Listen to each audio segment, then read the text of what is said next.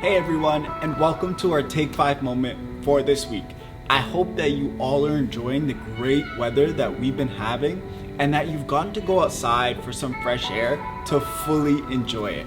Now, let's get into our Take 5 for today. Have you ever had to make a tough decision on the fly? Like, have you ever found money on the floor, 10, 50, maybe 20 bucks, and had all of these thoughts run through your head of maybe I should just ignore it and leave it, or whoever dropped it will come back and look for it? No, let's ignore number one. Just take it. God gave you a special $20 bill from heaven, or you need to take this inside and give it to a manager. Surely someone will come back and look for it. Better me than somebody else, or it's a parking lot. It's not like someone dropped it by a register. If it were that big of a deal to them, they wouldn't have lost it. And if I take it back in, maybe the employee will probably just keep it, right? Is anybody really going to give back cash? All of these thoughts are probably going through our head in this scenario. But the point that I'm trying to get at here is knowing what to do isn't simple in the moment. It'd be nice if doing the right thing was always clear and obvious, right? But we know that isn't the case. You know, the right thing is to be honest with your parents.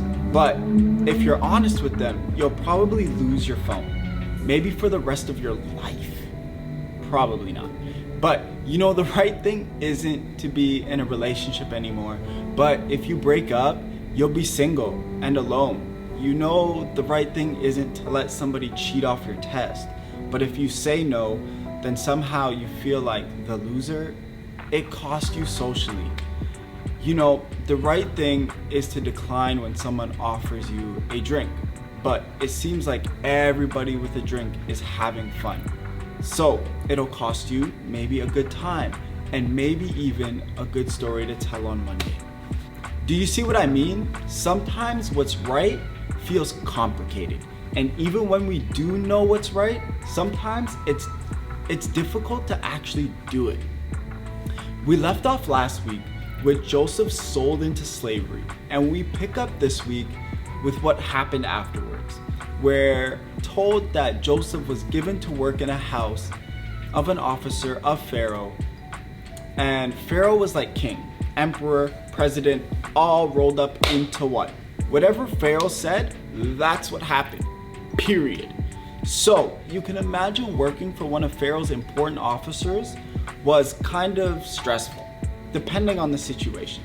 It could either go really well or it could go really bad. And there was no telling what situation Joseph was going to walk into.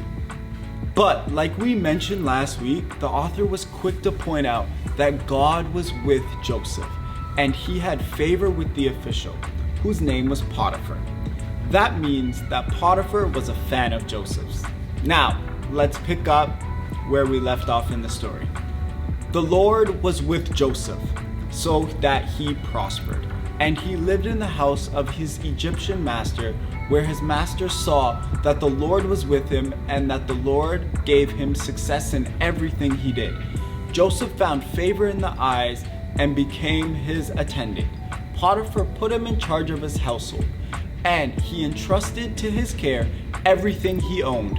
From the time he put him in charge of his household, all that he owned, the Lord blessed the household of the Egyptian because of Joseph. The blessing of the Lord was on everything Potiphar had, both in the house and in the field. So Potiphar left everything he had in Joseph's care.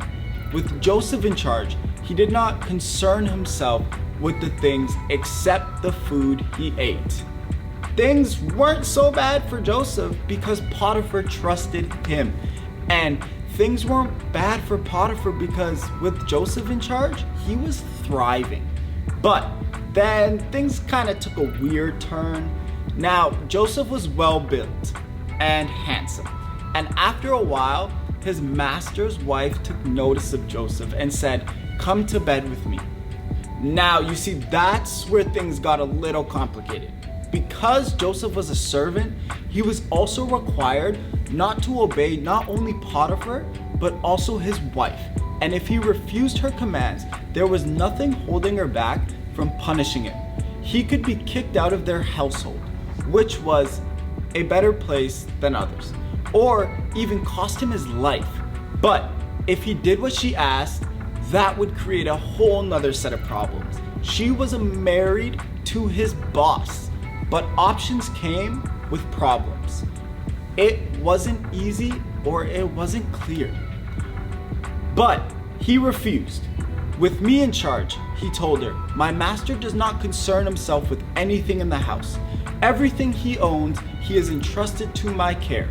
No one is greater in this house than I am. My master has withheld nothing from me except you, because you are his wife. How then could I do such a wicked thing and sin against God?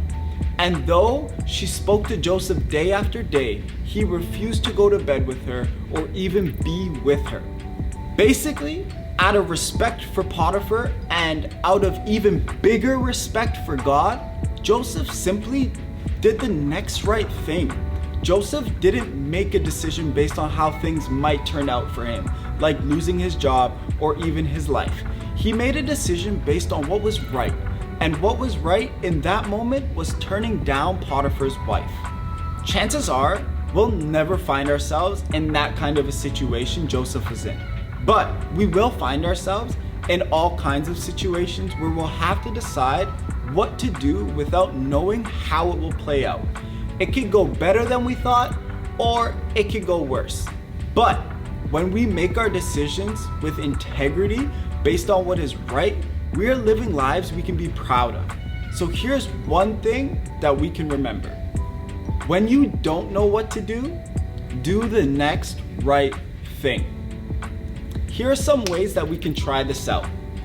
Think of one situation where you know the right thing to do, but are afraid to do it. What are you afraid of? If fear wasn't a factor, what would you do? Determine what kind of person you want to be. I'm not talking 5 years from now, 10 years from now, 20 years from now. I'm talking about today. What do you need to do today that will set you up to be the kind of person who respects themselves and can be proud of the decisions? Not because they're easy, but because they're right. Here's the deal. Most of us know the right thing to do in most situations. But fear keeps us from acting how we know we should. More than that, fear and inaction keeps us from becoming who we want to be right now. Now, as you head out, think about a situation where you need to do the next right thing. Think about exactly what you need to do, but just know you don't have to do this alone. You can tap into the help of God and the help of others. When you don't know what to do the next right thing. And that's basically our prayer for today, for this week, guys, is that we would know what to do and that we would just continue to do the next right thing, and that we would seek help. We would seek God's help. We would seek the help of trusted adults and trusted people in our lives when we don't know exactly what to do. All right, guys, it's been amazing to spend some time with you guys. I'll see you this Sunday. Have fun.